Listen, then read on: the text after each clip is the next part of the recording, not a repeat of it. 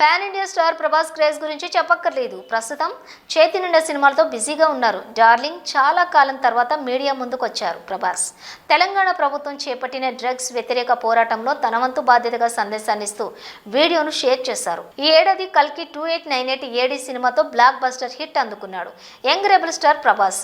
Director Nag Ashwin తెరకెక్కించిన ఈ cinema pan India box office వద్ద సత్తా చాటింది.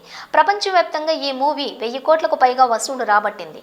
ఈ చిత్రం తర్వాత ఇప్పుడు చేతి నిండా సినిమాలతో బిజీగా ఉన్నారు డార్లింగ్. తాజాగా డ్రగ్స్ కు వ్యతిరేకంగా ప్రచారం చేస్తూ ఓ వీడియోను సోషల్ మీడియాలో షేర్ చేశారు డార్లింగ్.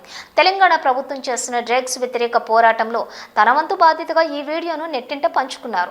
ప్రస్తుతం ఈ వీడియో వైరల్ గా మారింది. లైఫ్ లో మనకి బోల్డెన్ ఎంజాయ్మెంట్స్ ఉన్నాయి, కావలసినంత ఎంటర్టైన్మెంట్ ఉంది. మనల్ని ప్రేమించే మనుషులు, మన కోసం బ్రతికే మన వాళ్ళు మనకు ఉన్నప్పుడు ఈ డ్రగ్స్ అవసరం అండి. Say no to drugs today. మీకు తెలిసిన వాళ్ళు ఎవరైనా డ్రగ్స్ కి బానిసలైతే ఈ రోజు ఈ టోల్ ఫ్రీ నెంబర్ కి కాల్ చేయండి.